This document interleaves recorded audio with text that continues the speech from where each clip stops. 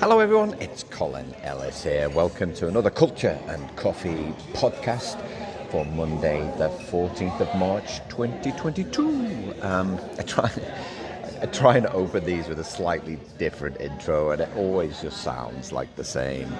Hello, I'm in Canberra. That's the background noise you can hear. I'm in a cafe in Canberra. It's just the nation's capital, Australia. I've given you the background to Canberra before, but I won't do that again. A friend of mine said last week, is like, oh, you're looking forward to travelling again? I was like, it's the first kind of travel I've done for work this year. I was like, yeah, I am looking forward to travel. Like, as much as you can look forward to travelling, right? I mean, my flight was delayed this morning by like 20 minutes. Like, there's so many fewer plans. If there's anybody in the airline industry who's going to give me all the excuses as to why flights are late, like, I'm not buying it. I'm really not.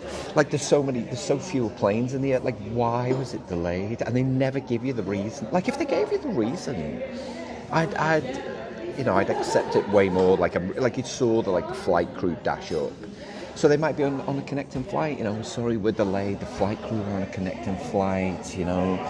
We just need time to prepare the plane. Great, I would have loads of empathy. Otherwise, I'm sat there going, so why is it late then? Inside, obviously, I'm never going to vocalise that. But I'm not sure anybody looks forward to getting on a plane. Especially pre-pandemic, where they just felt like containers of diseases. At least now with the masks. Although, like, you get reminded every 10 minutes to put your mask on, and you know that 99% of the people know the rules, and there's just that one guy, who just won't put his mask on, and it's the constant reminders are for that one guy. The thing that I like about flying is no phone signal. So it's just the best time to do work. I have to say I really enjoy working on the plane. So I use an app called Pocket, and so when I see articles that I like to read, I save it to Pocket, and then I use the plane to read the article and make some notes and update my content and update my thinking or challenge my thinking. If it's an idea that I read that stimulates a blog, then I will capture that idea and my thoughts around it.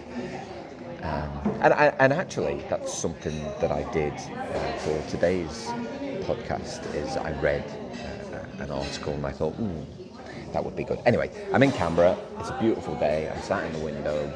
There's some trees outside. The sun's coming through the trees. It's gorgeous. I've got a coffee, which I'll talk about in a second, and I've got a massive donut, which I'm making no apologies for. Like, I never go into cafes and eat.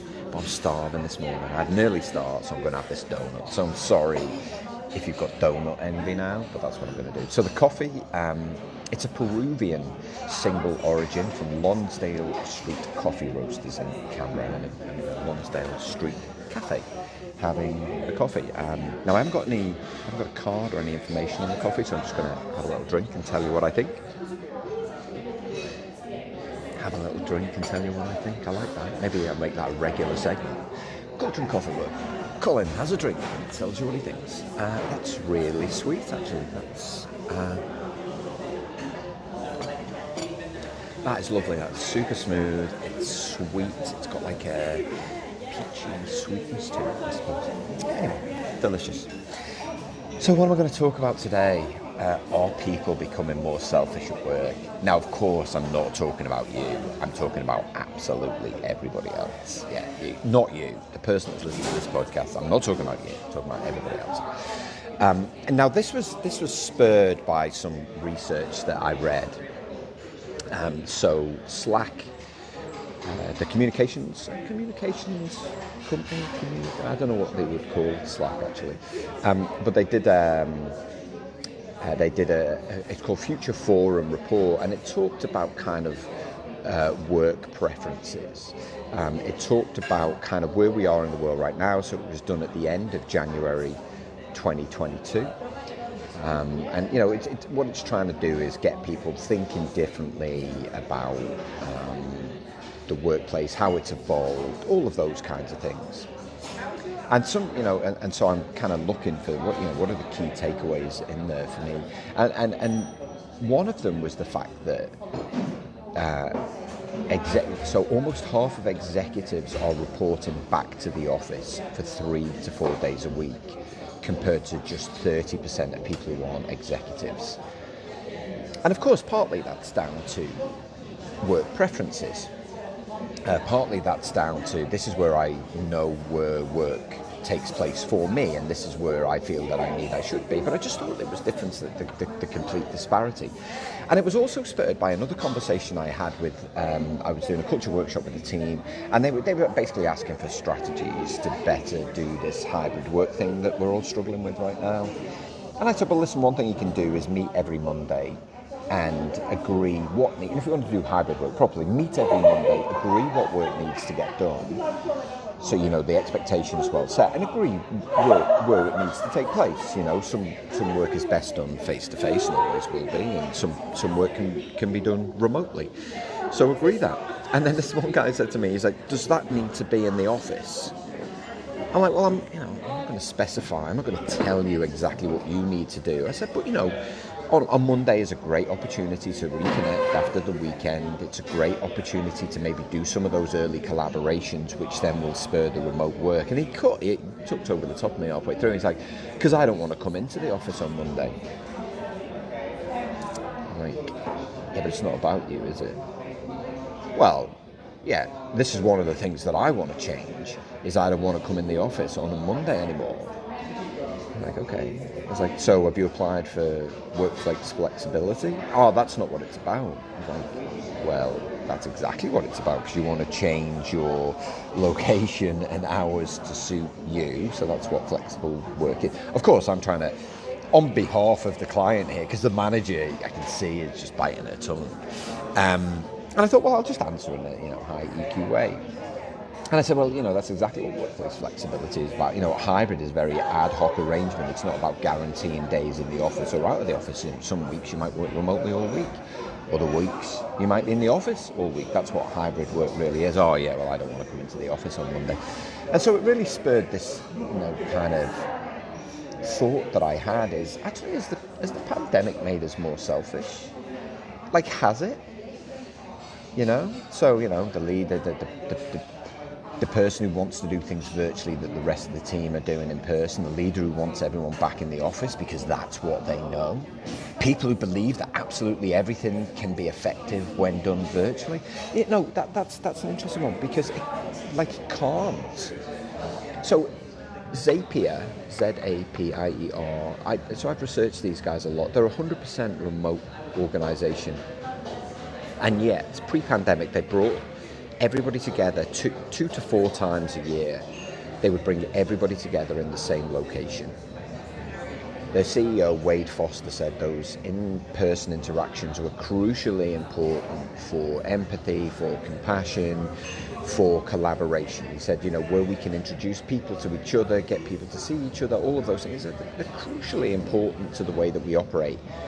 And during the pandemic, he said, our business has suffered.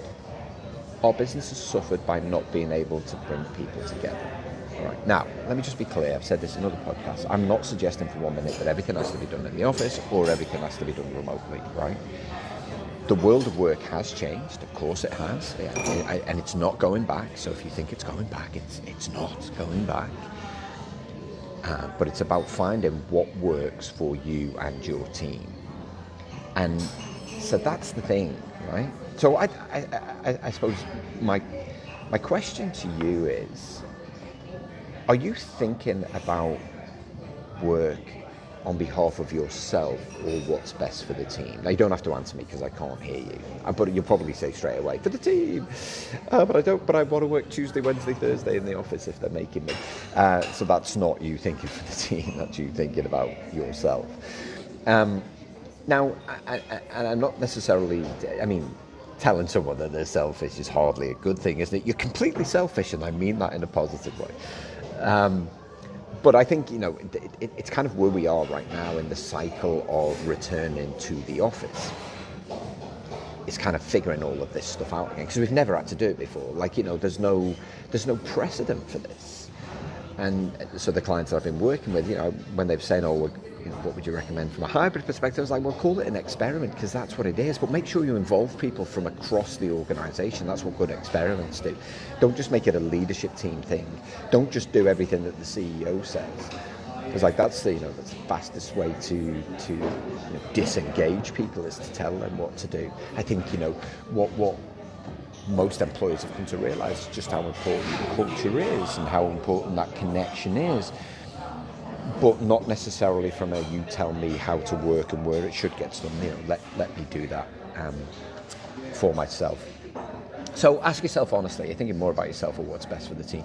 So self-aware individuals are the building blocks of great teams. It's something that I say a lot, but kind of what does self-awareness mean in practice? Well, of course it means you understanding your strengths, right? Understanding kind of what you're good at, what you can help others with, but also understanding kind of what are those areas that you need to work on. For many people, some of those softer skills are the things they need to work on. It's knowing how to change your communication style to get the best out of other people. We communicate in our default preferences and expect other people just to kind of roll with that. And, it's not always the best way to get something out of other people. And then the last bit is understand, in a working context, understand that you're part of something bigger than yourself. Now, an out-of-work context is to understand the contribution that you have to make to the community, to society, to humanity as a whole. And interestingly, kind of organisations having a societal focus, it's something that we never used to consider at all. But it's becoming increasingly important. It's increasingly important, here in Australia. We had Atlassian, who are one of the big employers here. They came out. Did I talk about this last week? I definitely talked about it in the speech on Wednesday that I did. Is that they came out and talked about Ukraine and sending peace and love, and there were words around that effect. And their employees said, yeah, that's not good enough. We want you to take a stronger stance. And the owners, to their credit, came out and apologised for the stance that they'd taken and said, okay, well, we're going to restrict use of our software in Russia. And we, kind of whether you agree or disagree, I suppose the point that I'm making here is that realisation that we all have a contribution to make in terms of the work that we do and also out of work. The climate is changing forever, so we've all got a responsibility to reduce our kind of usage of fossil fuels, all of those things, right? And so that's what that self-awareness means. And in a work context, it's understanding that you're part of something bigger than yourself. But that's hard to do when you've been told what to do for 20, 30 years. I spoke to a leader 2 weeks ago, I think it was now, and we had this conversation. She said, that's awesome, but I've been working for 35 years. You're asking me to unlearn 35 years worth of experience almost overnight. And I was like, yeah, and that's the kind of idea of the experiment, right? Because we've never done this before, because people have to learn. What we don't want to do is force people into doing stuff straight away and putting extra undue pressure on them. We want to help them with that realization that actually things have changed and what do we need to do differently. Also, it's not about us as individuals, it's about us as the collective. We've never had these conversations before. We just showed up to the office or we showed up remotely.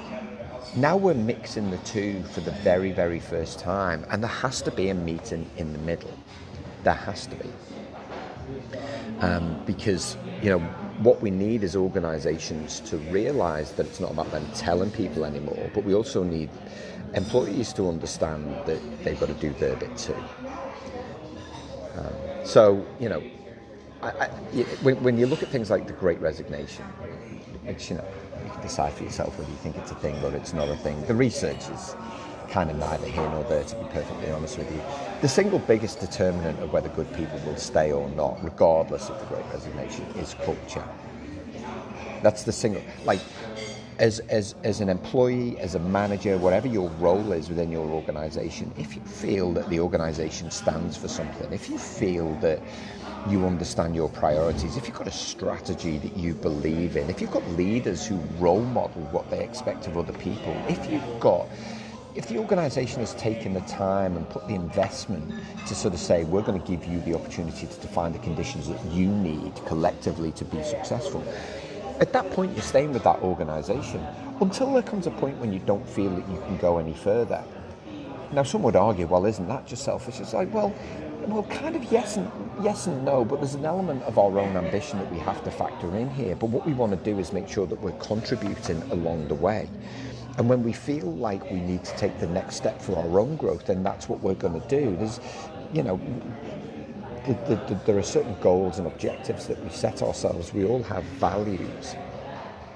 But what we want to make sure is that we're a good teammate as well, and that's what highly emotionally intelligent people do. So, toxic cultures still force a certain kind of behaviour, and, I wrote about this last week about them turning good people bad. So often we get selfish employees, or the perception of selfish employees, when organisations do things in a way that makes people kind of go into self-preservation mode. Yeah. So there's that. There are people who are nervous. The organisation's nervous to tell people to come back to the office. So they've created this situation where people only want to come back on their own terms. I did, like I said just before, I did a speech on Wednesday about this and talked to someone afterwards, and it's like, we've got people who don't want to come back to the office. It's like, okay, so what have you told them? It's like, well, nothing yet. I said, well, that's why they don't want to come back, because there's so much uncertainty. And that's why they want to come back on their own terms, because of the lack of communication. They feel like that they're in a position to dictate to you what they want to do. Now, often, in some cases, and there are only a very few cases, people are concerned about safety. But more often than not, or the examples I've seen and heard, is people don't want to commute anymore. People don't want to spend time in soulless offices that sap creativity. They don't want to spend 8 hours, a day around people they just don't like. Not very nice people. So they're seeing it really as an opportunity to create something that works for themselves first and then the team second. When the ideal is the other way round. What you want to do is to create something. Actually, the ideal is that there's parity between the two. The ideal is that you have this consistency between this is good for the team and it's good for the employee as well. And if you're a manager, that's your job, is to create that kind of environment. Now, this existed pre-pandemic, of course it did. Things like trust, empowerment, safety, they were all there, and all of the great leaders did these things and made sure they all existed because they put time and effort into agreeing the culture, defining how you'd work together, talk about the tools you were going to use, how you would get the best out of each other, when it was appropriate to be in the office, when it was appropriate not to be in it. Like, all of this stuff happened pre-pandemic. It's not new, and it was driven by people leaders who really cared, who really, really cared. So I suppose in summary for this particular podcast, and asking the question, are people becoming more selfish about work? I suppose the short answer is maybe, which is real. That's just like, really, you're going to make us listen for 20 minutes and then at the end of it, you're going to say maybe? Well, because I don't know, or I haven't got all of the answers, right? And most of it's subjective, and of course in your organisations you'll have pockets of people. But I'd like to, as you know, I like to think the best of humans. I like to think that they've got the team in mind when they're thinking about their own situation. But it's maybe. I think organisations have to work hard to provide or to build a culture that supports different types of collaboration, and to be clear about, and then for employees to be clear about the kind of behaviour they expect of each other, such that you don't get the one bad apple spoiling the fruit bowl. I think organisations as well have to rethink how they use the office. The office needs to become a place that generates productive work, not a sense of dread. Like if you bring people back into the office and they're joining meetings virtually when the meeting room is just around the corner, then there's so much in your culture that you need to work on, because that's not a situation that you want. Also, if you're doing kind of hybrid meetings, you have to make sure that there's safety in them. You can't have side conversations, you can't have follow-on conversations that happen outside of it. You can't say things like, I wish you were here, if only you were here. We're all going for lunch now, wish you were here. You can't do any of that. But also, if people are coming back in and putting headphones on because you're still in an open plan office because you haven't realised that people have different working styles, then you kind of failed, you know? You failed to provide that environment that generates productive work. I think as well, the last thing for organisations to think about is think, flexibly about when people are actually required to be together to do that productive work. And then from an individual perspective, you just have to remember that you're part of something bigger than yourself. If you want to create a specific routine to suit you, then you can apply for flexible work, and you should apply. If that's what you want to be happy and productive, then that's what you should apply. But if you don't do it, or if you do it and it's not approved, then you have to recognise that sometimes we have to do things that ordinarily we wouldn't choose to do because we're part of something that's bigger than ourselves. Hope you've enjoyed today's podcast. Have a great day, evening, afternoon, wherever you are in the world, and look forward to talking to you soon. Ta-ra for now.